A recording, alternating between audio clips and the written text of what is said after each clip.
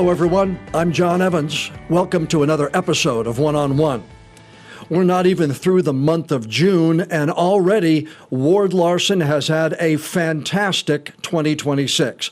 The thriller he co-authored with Brad Thor that published in February, called Cold Zero, landed firmly in the top 10 on the New York Times bestseller list. Ward retired from his full-time job as a pilot for Southwest Airlines in March, so he's a full-time author now. And he's published his first thriller in the long-running Tom Clancy universe. It's called Rules of Engagement, featuring the popular character of Jack Ryan. And Ward Larsen joins us from his home in Florida. Ward, welcome to the One-on-One with Jon Evans podcast. Thanks for taking the time.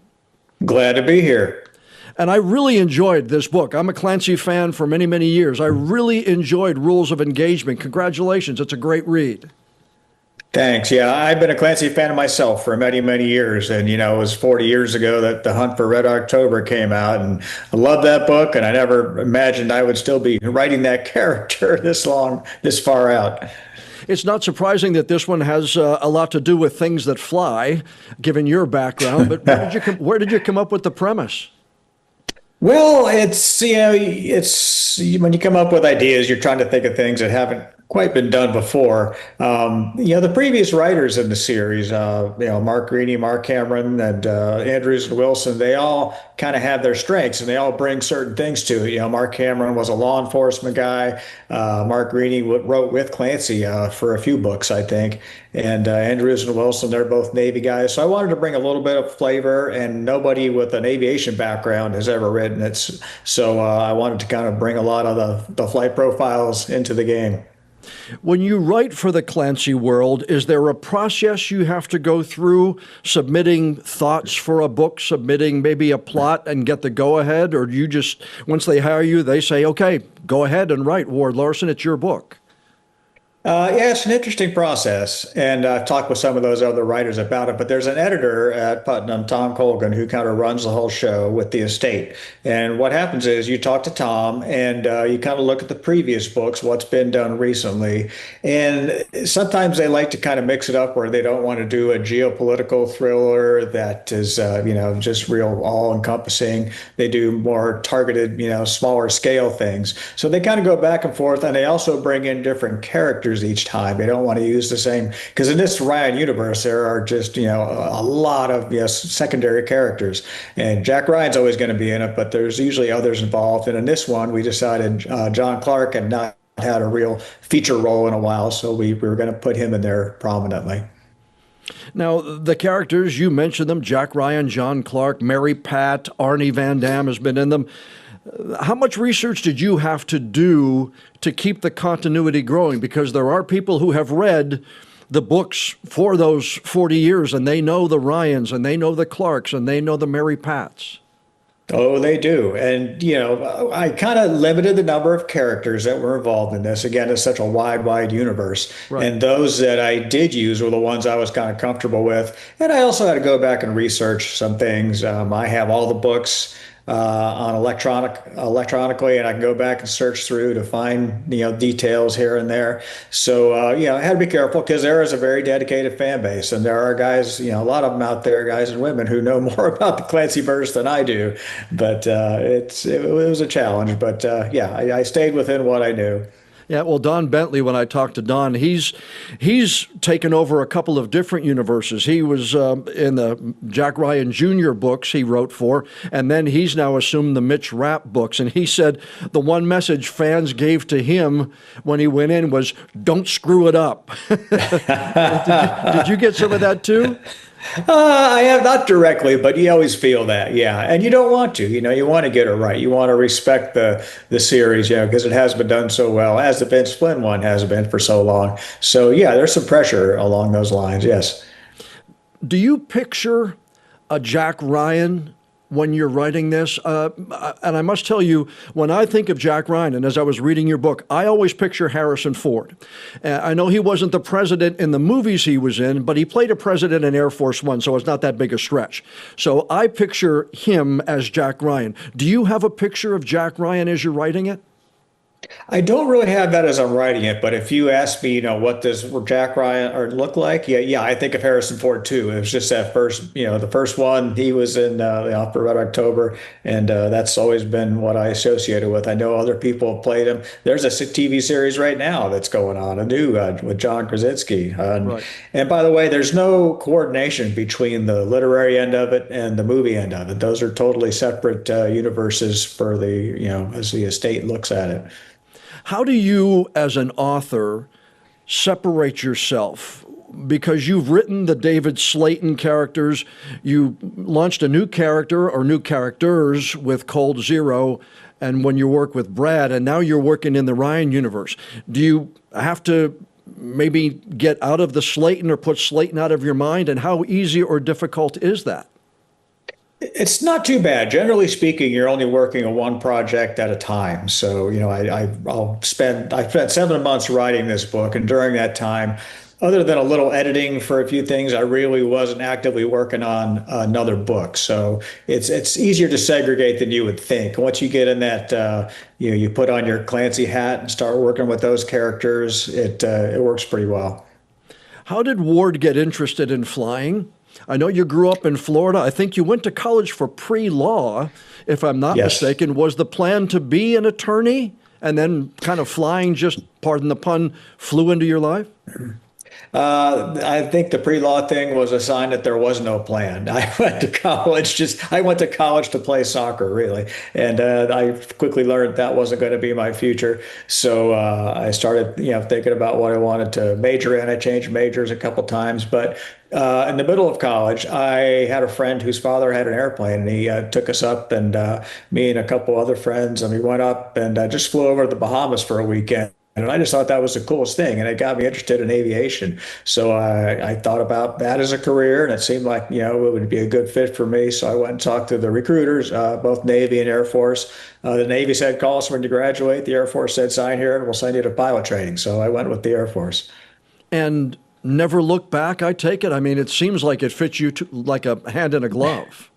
Yeah, yeah, it was a good fit for me for whatever reason. But yes, I spent 7.5 years in the Air Force, and after that, I went to Southwest Airlines, and I just retired from that. So I'm done flying for now, and now I'm a full-time writer, and I'm enjoying that. No more travel. To those of us who just fly with other people at the controls, is flying? I mean, you flew T-37s, T-38s, A-10 Warthogs in the military. You flew almost 2 dozen missions in Desert Storm. How long does it take to maybe accommodate from a single engine Piper to the ones in the military to the big Southwest Airlines jets you flew for so long? Going into the military was a bit of an adjustment, just the speed at which things happen. Decks take some, getting used to, and that's what pilot training is all about. Everybody has some background in flying just to get screened to get into the Air Force.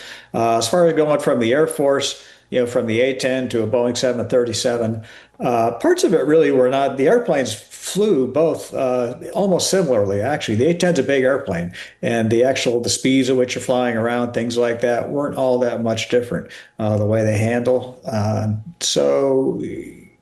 It was more the mission, what you're doing with it, going out and flying low and fast and shooting things every day versus, going from, you know, the DFW airport to, Houston or something. It's a whole different mindset.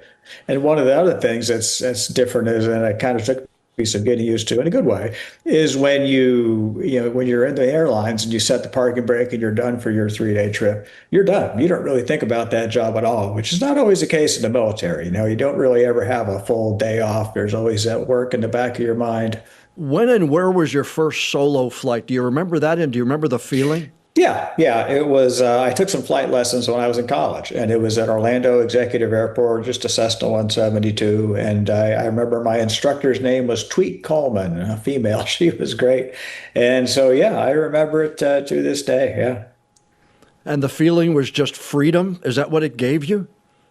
Yeah, it was, I think, there was some satisfaction and, having the confidence to do that, go up by yourself. And yeah, it's a very procedural thing, really. You kind of just get it drilled into your head, all the little procedures and checklists you go through. So you kind of get in that whole mindset. And the Air Force is very much that way, where it's very procedural, a lot of checklists. And so it was good training.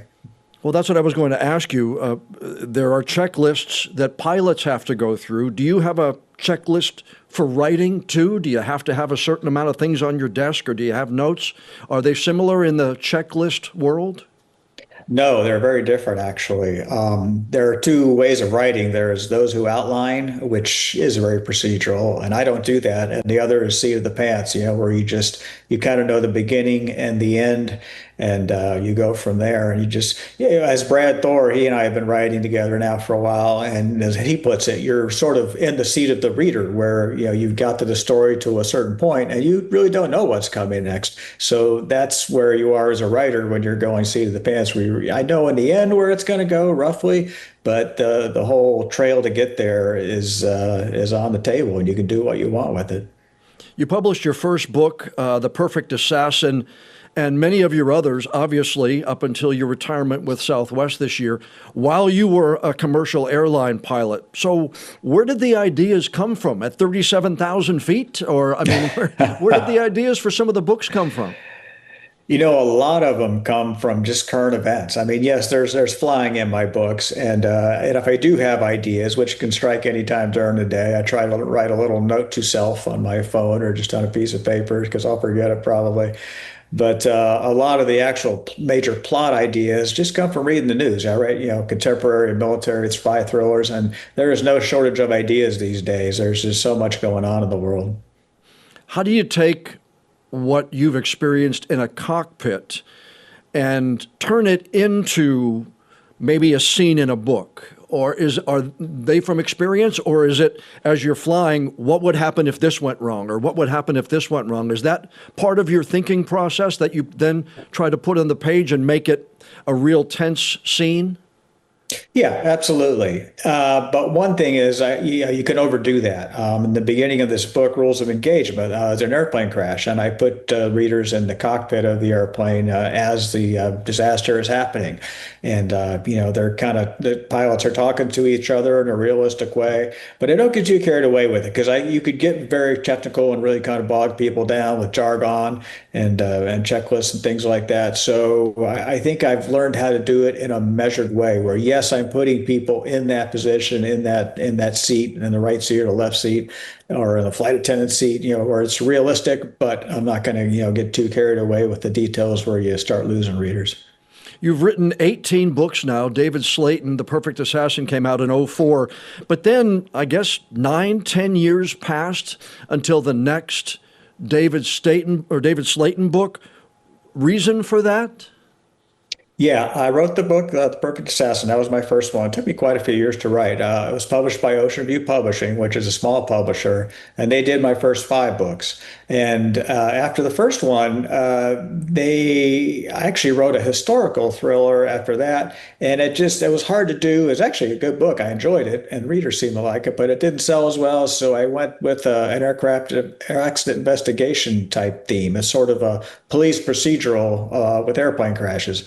And I just had a background in that, so I thought it would be interesting. So I did 3 of those, and they ended up selling a lot of copies with Ocean View. But and then after that, my 6th book, I started going to work for Macmillan, and they the original book, The Perfect Assassin, had eventually started selling a lot on Kindle. This was right in around 2008 when Kindle started doing very well. Yep. And they really promoted that book for whatever reason. It sold a lot of copies. So at that point, Macmillan became interested in continuing that series on. So that's how I switched over. I switched publishers, and there was a big gap in there. Well, I mean, did you write in lounges in airports?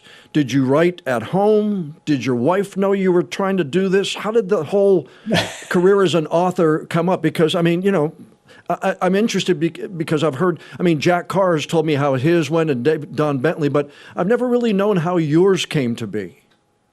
Yeah, I just wrote whenever I could. Really, I think it started because I always read that kind of thing, the spy military thrillers, and I had these long overnights when I was a junior pilot at Southwest. So I'd be in a hotel room in Oakland or somewhere with nothing to do. So I was reading. I was reading a lot. And I read a book that just didn't grab me at all, and I thought I could do better than that. So I just started tinkering with it because I had all this free time on the overnights. It just seemed like a good, useful thing to do just to see if I could write a book. And it took a few years, but I did get it done and then was fortunate enough to get it published right off the bat.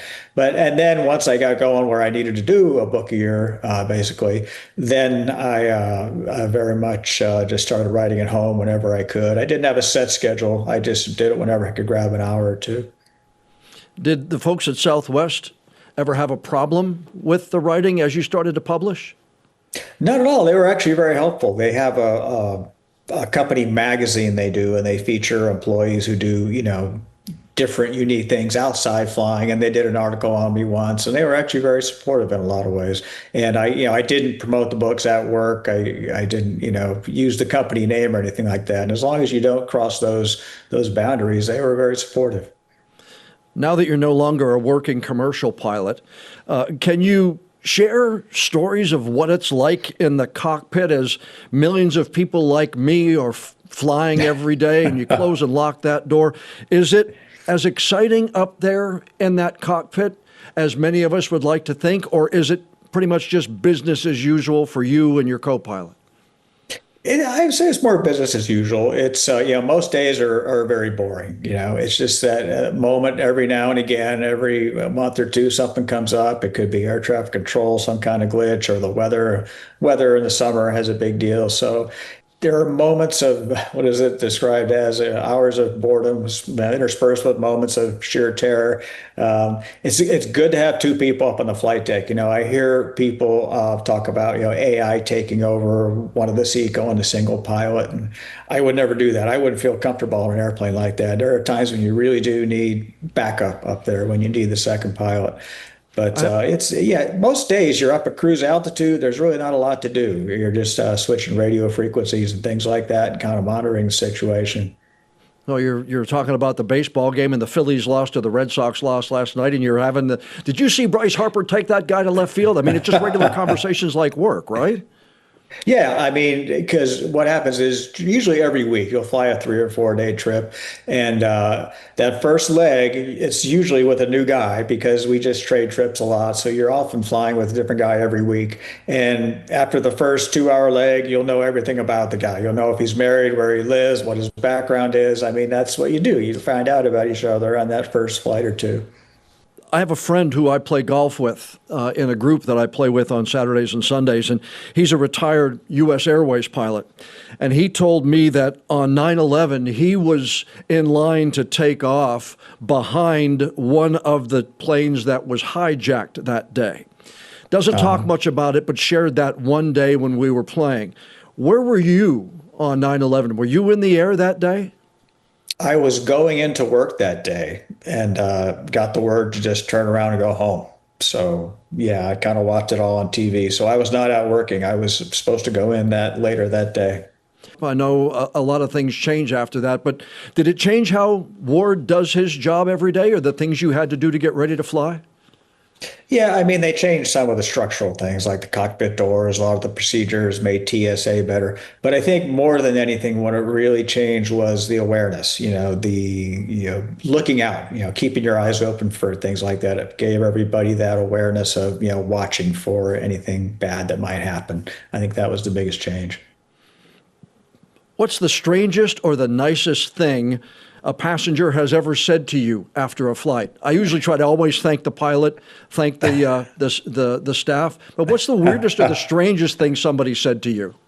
Boy, I'm kind of drawing a blank. I don't know. I just thought maybe you might have one. One thing we don't like is when they come on and they say, "So you've been drinking?" That kind of thing. I hate that. People will do that thinking they're usually because they've had a beer in the bar, but they come on and think that's funny. And it's like, don't even say that. No, I'd imagine so. Why is it, Ward, that when I see a video of a plane either taking off or landing on my feed on social media, I have to watch it?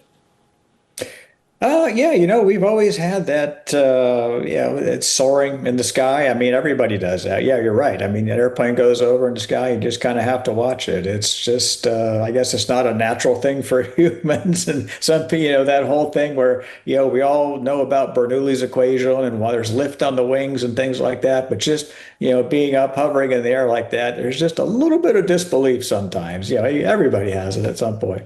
Yeah, it always, and again, it could be from inside the cockpit, it could be from the side, it could be from the tower, or it can be from one of those, the landing strips that back right up to a beach that when they take off, they blow people into the water. Yeah. I can't stop watching them. Yeah, it's very video centric. I have a video when I retired recently. They did a thing where as you taxied in, they had the fire trucks come out and they spray two arcs of water over your airplane. So yeah, and it was very photo friendly. Another thing I've always wanted to know, pilot speak. It's all, I think they make fun of pilots sometimes about the way they talk on the communications on a plane. I think Family Guy even overdid it one time with Quagmire. But are you taught to be really quick, short, to the point when you talk, not only in the comms on the plane, but when you're speaking to the tower? We're not taught to do that, but when you've, flown probably 20,000, said the same spiel 20,000 times, I think it just becomes automatic and they don't even think about it. Some more than others. Some guys do try to get a little conversational. Some guys will come out and, get on a PA and actually face the passengers as they do it. But yeah, there's a real temptation to just get on there and make your spiel, and you've done it, so many thousands of times, it just comes out that way. Did you ever want your kids to go into aviation or writing? I wanted them to do what they wanted to do. My oldest actually is in aviation. He's a pilot for Southwest, and he actually was my first officer on my retirement flight. So we flew together about a half dozen times. So it was very cool. I was going to ask you, how special was that? I never wanted my son or my daughters to go into TV. I said, do something else, please. Don't get into TV news, please. But I imagine that had to be really special for you. It was, and it wasn't, it was his choice. I would never try to push him into that, but it was his choice. But yeah, he wanted to go to the Air Force Academy, and he's flying for Southwest now, and he's very happy being there. And I have a daughter who's an English teacher, seventh grade English teacher. So she likes to write. She always has. She likes to teach writing. So it's not quite the same as what I do, but good for her. I have a daughter who's a teacher too. She's taught for many years. I don't know how she does it, but she's got a different bone than Dad does. But exactly. She really enjoys it. She really enjoys it. Once again, Ward Larsen's first thriller in the Tom Clancy universe is called Rules of Engagement. It is available now for fans. Take it from me. It is a great read. And don't forget about Cold Zero, his co-author book with Brad Thor. That was a New York Times bestseller, also a great read. Ward, congratulations. You've had a great first 6 months of 2026. Appreciate your time. Yes. Thanks for joining us on the One-on-One with Jon Evans podcast. Thanks for having me on, John. A big thank you to Ward Larsen for taking time from his schedule to join us for the podcast interview. You can check out his website, wardlarsen.com, for all of his news, and they do a lot of really cool fan giveaway stuff every month. It's a great place to go. Check it out. Now, before we go, I'd like to ask you a favor. Please follow or subscribe to the One-on-One with Jon Evans podcast on whatever app you use to listen to your favorite shows. And please leave us a rating or a review. We really do want to know what you think of our interviews. If you'd like to see a video version of my podcast episode with Ward Larsen, just head on over to my Jon Evans TV channel on YouTube. I'm Jon Evans. Thank you so much for joining us for this episode of One-on-One.